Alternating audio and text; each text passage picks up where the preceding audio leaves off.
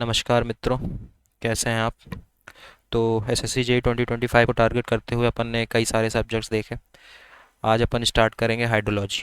ठीक है, तो इंट्रोडक्शन देखते हैं हाइड्रोलॉजी का। तो इंट्रोडक्शन क्या है? The science that is deals with occurrence, distribution, circulation and movement of water on earth including that is in atmosphere and below the surface of earth, उसको बोलते हैं हाइड्रोलॉजी। ठीक है, वो साइंस जो हाइड्रोलॉजी एक साइंस है जो कि डील करती है पानी के मूवमेंट का, ऑकरेंस का, डिस्ट्रीब्यूशन का और सर्कुलेशन का अर्थ में। इन इसमें कौन कौन से पानी का, जो एटमॉस्फेयर में पानी है और जो सरफेस, अब अर्थ के सरफेस पे पानी है, उनके मूवमेंट का, ऑकरेंस का और सर्कुलेशन का, डिस्ट्रीब्यूशन के बारे में जो स्टडी करती है, वो साइंस है हाइड्रोलॉजी। ठीक है, हाइड्रोलॉजिकल साइकिल की बात करें, जिसको वाटर साइकिल भी बोलते हैं, वो क्या है? The various aspect of water related to earth can be explain in terms of cycle. Various aspects water के, जो अर्थ में पानी है, उनके उसके कई सारे एस्पेक्ट्स को अपन एक साइकिल की मदद से समझ सकते हैं, उसी को बोलते हैं हाइड्रोलॉजिकल साइकिल। ठीक है, ये पूरा वाटर साइकिल है, हाइड्रोलॉजिकल साइकिल, है ना? तो कंपोनेंट्स देखते हैं हाइड्रोलॉजिकल साइकिल के। साइकिल कैसा है? एक क्लाउड है, रेन हुई, फिर एवेपोरेशन हुआ, पत्तियों से ट्रांसपिरेशन हुआ। ठीक है, कुछ तो एटमॉस्फेयर से एवेपोरेशन हो गया, फिर पानी से, लेक से एवेपोरेशन हुआ, रन ऑफ पानी से एवेपोरेशन हुआ। ठीक है, सॉइल एवेपोरेशन हुआ, सी से एवेपोरेशन हुआ, वाटर का वेपर बना, फिर क्लाउड्स बने। फिर ये तो पूरी एक साइकिल चलती रहती है, यही है हाइड्रोलॉजिकल साइकिल, या कि इसको वाटर साइकिल भी बोलते हैं। ठीक है, थोड़ा सा इसको रफ कर लेते हैं, फिर अपन देखते हैं कंपोनेंट्स ऑफ हाइड्रोलॉजिकल साइकिल। सबसे पहले बात करते हैं कंपोनेंट्स ऑफ हाइड्रोलॉजिकल साइकिल में एवेपोरेशन की। एवेपोरेशन क्या है? Evaporation is the process in which water is converted into vapour from water surface. ठीक है, एवेपोरेशन एक प्रोसेस है जिसमें वाटर वेपर में कन्वर्ट होता है वाटर सरफेस से, जैसे कि रिवर से, ओशन से, लेक से। After evaporation water vapour carried by the air in the form of cloud into the atmosphere and condense there. Evaporation के बाद वाटर वेपर एयर के साथ जाके क्लाउड के फॉर्म पे एटमॉस्फेयर में कंडेंस हो जाता है। ठीक है,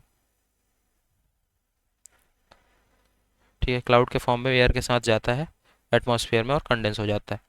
evaporation depends upon temperature, pressure, humidity, surface area of water, surface of area of water body, salt concentration. Evaporation depend करता है टेम्परेचर पे, प्रेशर पे, ह्यूमिडिटी पे, surface area of water body के सरफेस एरिया पे। ठीक है, और सॉल्ट कंसनट्रेशन पे। अब बात करते हैं ट्रांसपीरेशन पे। ट्रांसपीरेशन क्या होता है? ठीक है, it is process by which plant loss the water from its leaves. ये वो प्रोसेस है जिसमें प्लांट्स अपना पानी, अपना मॉइस्चर लूज कर देते हैं। कहाँ से? From its leaves, through stomata, micro मतलब थ्रो माइक्रोस्कोपिक पोर्स, एटमॉस्फेयर में अपना पानी लूज कर देते हैं। वो एक प्रोसेस है। ठीक है, उसको प्रोसेस को बोलते हैं ट्रांसपिरेशन।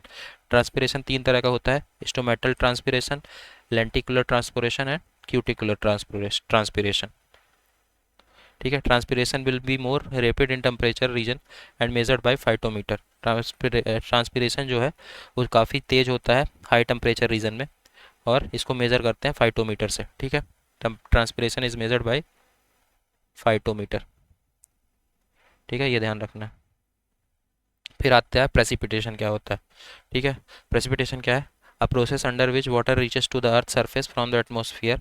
ठीक है, ये प्रेसिपिटेशन वो प्रोसेस है जिसके थ्रू वाटर सरफेस एटमॉस्फेयर से सरफेस, अर्थ के सरफेस पे गिरती है, उसको बोलते हैं प्रेसिपिटेशन। ठीक है, जैसे बारिश हुआ, बारिश प्रेसिपिटेशन हो गया। ठीक है, तो एटमॉस्फेयर से पानी सरफेस ऑफ अर्थ पे गिरता है, उसको बोलते हैं प्रेसिपिटेशन। प्रेसिपिटेशन दो टाइप्स का होता है: लिक्विड प्रेसिपिटेशन और फ्रोजन प्रेसिपिटेशन। लिक्विड प्रेसिपिटेशन के का एग्जांपल क्या है? रेनफॉल। और जब बर्फ़ गिरती है, snow, hello, slit, freezing rain जब गिरती है, तो उसको फ्रोजन प्रेसिपिटेशन बोलते हैं। ठीक है, अब बात करते हैं रन ऑफ की। रन ऑफ क्या है? Water flow over the earth surface under gravity action is called run of. Earth surface में पानी का फ्लो ग्रेविटी के मदद से उसको बोलते हैं रन ऑफ। ठीक है, water flow over the earth surface under gravity action is called run of. It is the portion of the precipitation that is not evaporated. ये वो पोर्शन है प्रेसिपिटेशन का जो कि एवेपोरेट नहीं होता। ठीक है, it is depends upon the topography of region and permeability of soil. Run off depend करता है कि रीजन की मतलब कि जहाँ पे प्रेसिपिटेशन हुआ है उस जगह की टोपोग्राफी कैसी है और सॉइल की परमेबिलिटी कैसी है। ठीक है, तो ये हो गया प्रेसिपिटेशन। एक सेकेंड, अब बात करते हैं इंटरसेप्शन की कि इंटरसेप्शन क्या होता है। During rainfall some part of rainfall water gets stopped by some obstacle, this process is called interception.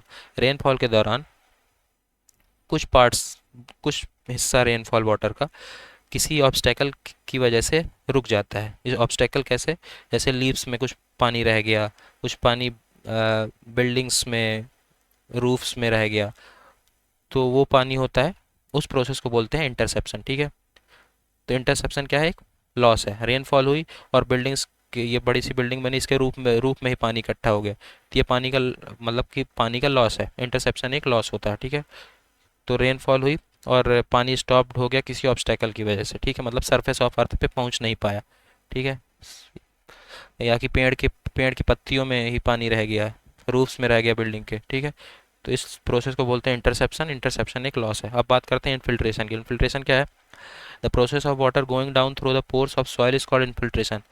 पानी का सॉइल के पोर्स के थ्रू सॉइल के अंदर जाने के प्रोसेस को बोलते हैं इन्फिल्ट्रेशन। ठीक है, फिर परकोलेशन क्या है, process of moving water from soil zone to a deeper soil strata.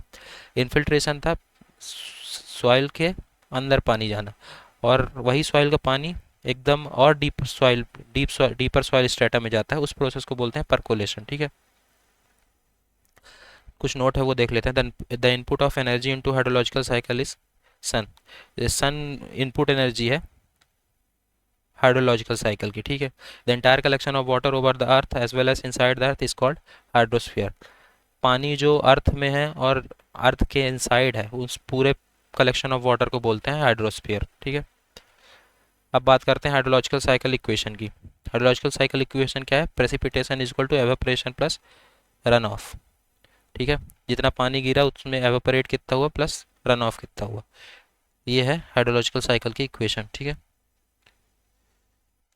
अब बात करते हैं कैचमेंट एरिया, जिसको वाटर शेड एरिया या कि बेसिन एरिया भी बोलते हैं। ठीक है, area of land draining into stream और water course of a given location is known as catchment area. Okay, तो कैचमेंट एरिया क्या है, it is area of land draining into stream और water course of a given location. It is also known as, इसको drainage area या कि drainage basin भी बोलते हैं। It is separated from its wait a second it is separated from its neighbouring areas by ridge called divide और watershed. ये अपने neighbouring area से इसको सेपरेट किया जाता है एक रिज बना के, जिसको डिवाइड या कि वाटरशेड भी बोलते हैं। ठीक है, कैचमेंट एरिया को प्लानीमीटर से मेज़र किया जाता है, ये ध्यान रखना है।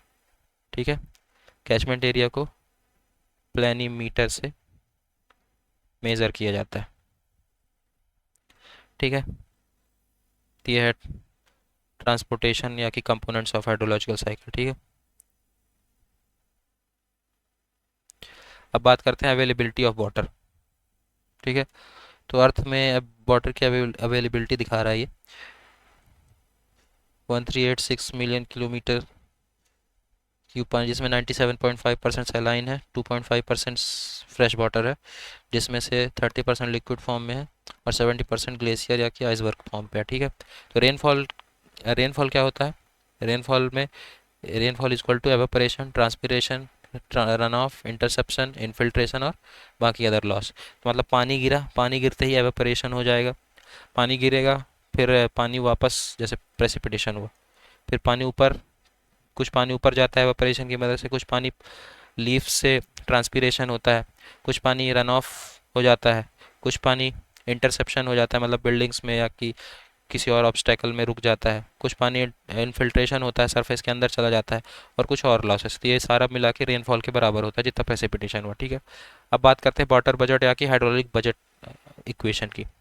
वाटर बजट और hydrological budget equation, this continuity equation express in terms of various phase of hydrological cycle. ये इस इक्वेशन को हाइड्रोलॉजिकल साइकिल के कई वेरियस फेज की मदद से एक्सप्रेस करते हैं अपन। ठीक है। This equation is based on conservation of mass, ये इक्वेशन कंजर्वेशन ऑफ मास पे बेस्ड है, ये ध्यान रखना है। ठीक है। For a given catchment in time interval delta T, तो सिंपल सा एक बेसिक अपने को याद रखना है कि जितना स्टोरेज क्या होगा, जितना आया और कितना गया, उस उन दोनों का डिफरेंस होगा स्टोरेज। ठीक है। इनफ्लो कितना आया माइनस कितना गया इज इक्वल टू स्टोरेज। ठीक है। तो अगर सीधी सी बात है, अगर इनफ्लो ज़्यादा हुआ और आउटफ्लो कम हुआ तो स्टोरेज ज़्यादा होगा, इनफ्लो कम हुआ आउटफ्लो ज़्यादा हुआ तो स्टोरेज कम होगा। ठीक है। और पीछे इक्वेशन थी पी है P minus R minus E minus T minus G is equal to change in storage. ठीक है। तो पी क्या है, पी है टोटल प्रेसिपिटेशन कितना हुआ, आर कितना है सरफेस रन ऑफ कितना हुआ। ठीक है। आर वन है surface run off inflow, surface run off outflow. E है टोटल इवेपोरेशन कितना हुआ, टी है टोटल ट्रांसपिरेशन, जी है नेट ग्राउंड फ्लो, और delta S change in storage. ठीक है। वाटर बॉडी के लिए P plus I minus G minus E minus O is equal to delta S. ठीक है। तो ये अलग अलग चीज़ें के लिए इक्वेशन है, वाटर बॉडी के लिए, सरफेस फ्लो के लिए, मतलब कुल मिला के यही है कि inflow minus outflow is equal to change in storage. For precipitation and run off is equal to precipitation minus evaporation. ठीक है। रेसिडेंस टाइम क्या होता है, रेसिडेंस टाइम होता है volume of water in a phase upon average flow of water in that phase. ठीक है। इसका मतलब क्या हुआ कि वॉल्यूम, एक फेज में वॉल्यूम कितना है और उस फेज का एवरेज फ्लो रेट कितना है, यही हो जाएगा residence time V by Q. ठीक है। तो ये हो जाएगा residence time volume of water in a phase upon upon average flow rate in that phase. दूसरे भाषा में समझे रेसिडेंस टाइम के, तो ये क्या है, ये है average duration for which particle remains in a phase of water cycle, वो एवरेज ड्यूरेशन है residence time. It is average duration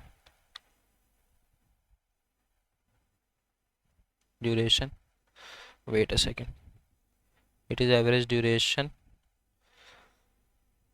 for which, इसको नीचे ही लिख दूँ क्या यार, इधर लिख देता हूँ। It is average duration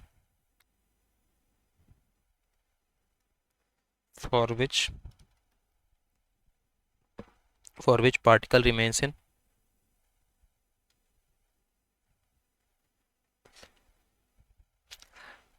in water cycle, in phase of water cycle, phase of water cycle। ठीक है।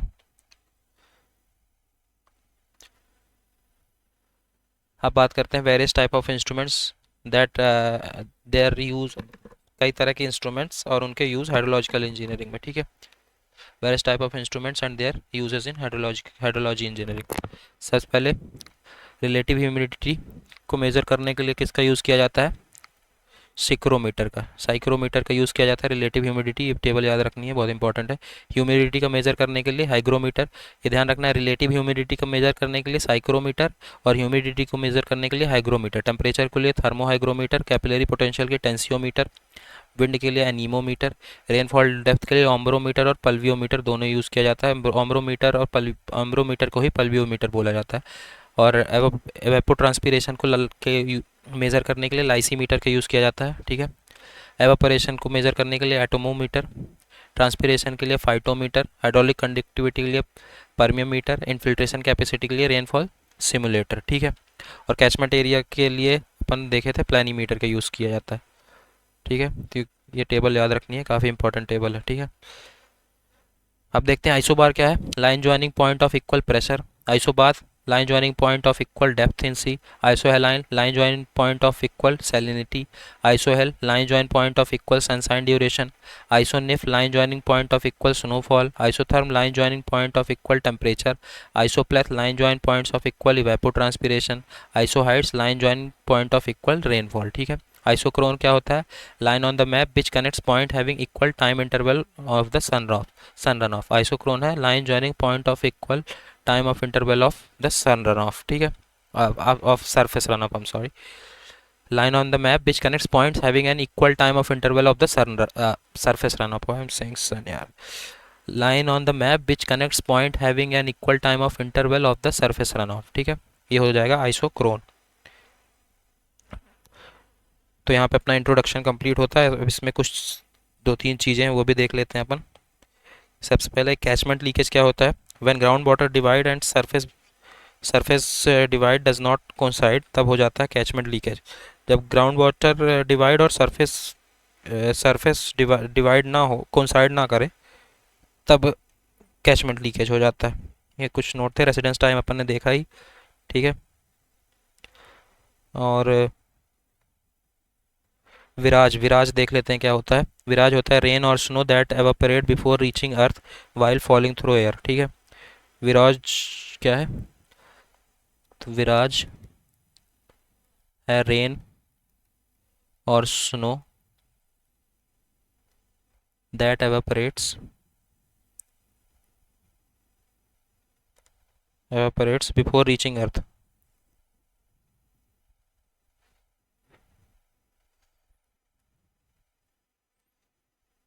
That evaporates before reaching earth while falling through air, ठीक है। कोरियोलिस इफेक्ट क्या होता है? Wind change its direction due to rotation of earth.